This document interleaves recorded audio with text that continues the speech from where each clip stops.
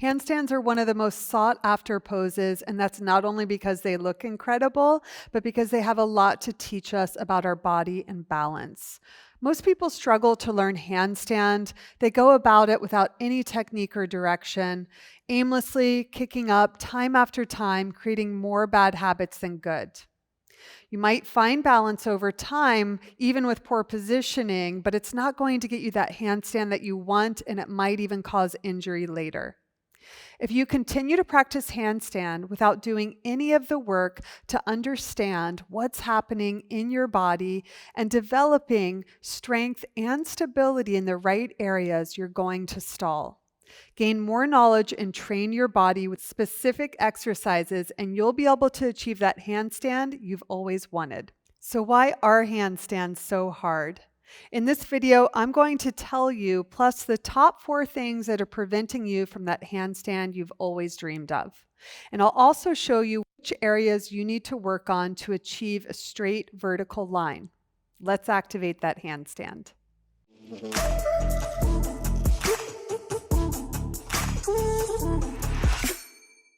So what is preventing you? First, lack of shoulder and core stability. Second, open shoulders. Third, wrist conditioning. And fourth, the positioning of your body in your handstand. Let's deep dive into these 4 different areas. The core is essentially your torso, the muscles that reside between your shoulder joint and your pelvic joint.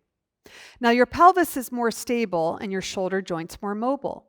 One of the core's primary functions is to stabilize your spine and pelvis. When we stand, the pelvic girdle's main function is to transfer weight to the lower limbs. And when we sit, its main function is to support the weight of the upper body. This makes sense, right? We've got a less mobile pelvic girdle supporting the weight of our more mobile shoulder girdle, so that when we stand or sit, we feel stable. But what happens when we go upside down, as we do in handstands? We're asking a more mobile joint, the shoulder joint, to now support the weight of the pelvic girdle, the largest part of most of our bodies. A strong core is the key to stabilization in your handstand. Think of the core as the link between your pelvic girdle and your shoulder girdle. The stronger the muscles are between these 2 areas, the better they can help stabilize both the pelvis and the spine. Strong core muscles coupled with strong muscles supporting the shoulders will transform your handstand practice by creating more stability when balancing upside down. This is going to translate to more balance time for your handstands. If you can't raise your arms over your head while keeping your arms straight, this is going to make handstands a challenge or cause your arms to bend when you're upside down. Doing targeted exercises to increase the range of motion in your shoulders will better help you achieve a straight handstand and also help you to balance better because your joints are going to be stacked more efficiently. Many people simply haven't developed both the strength and mobility needed in their wrist joint to perform and practice handstands regularly without any pain. Learning to condition your wrists for handstands will not only help you balance, but it's going to ensure a sustainable handstand practice. Now, positioning, the most important thing. Most people don't understand correct alignment in handstand. It has to do with the correct position of your shoulder blades. When we go upside down, our shoulder blades naturally go in an upward rotation. They go like this.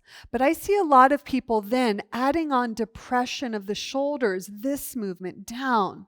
If I do that and go upside down, look at what's going to happen now with the position of my shoulders. It's going to cause me also to arch my back in order to balance. Instead, you want the opposite position of your shoulder blades. You need elevation. So the shoulder blades go up. It's like shrugging your shoulders to your ears. Now we need to do this in tandem with core activation because when you raise your arms above your head, you're not stabilizing your core in general, and so your rib cage will follow, again, giving you this banana back shape upside down. So you want to be able to learn how to draw your rib cage down while raising your arms above your head. And this is why open shoulders is so essential. Once you can do these 2 things, being able to shrug your shoulders up and drop your front ribs down, activate your core, your handstand is going to get that nice vertical line. In summary, to progress in your handstand, you want to build shoulder and core stability, open and stretch your shoulders so that when you raise your arms above your head, you can do so with straight arms and open shoulders. You want to condition your wrists for sustainability, and you want to make sure those shoulder blades are elevated while keeping your core engaged. Now you've got some new information about handstands, you might be wondering what's next. The next step is actually practicing with this new information.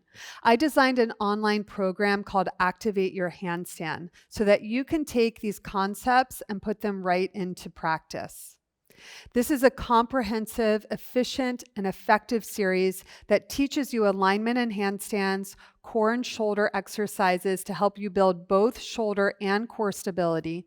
We'll teach you how to kick up into handstand, how to use the wall to teach yourself how to balance, and also how to fall out of handstand so you can move away from the wall. It'll teach you wrist conditioning and so much more. I've taught people all over the world how to handstand with this online program, and I can teach you how to handstand too. If you're interested, click on the link. I've got a free handstand ebook for you with specific exercises that you can start doing right now. Details on alignment and positioning, and so much more. You'll also get more information about my online series. Thank you so much for watching. I'd love to know how you're doing on your handstand journey. Let me know in the comments.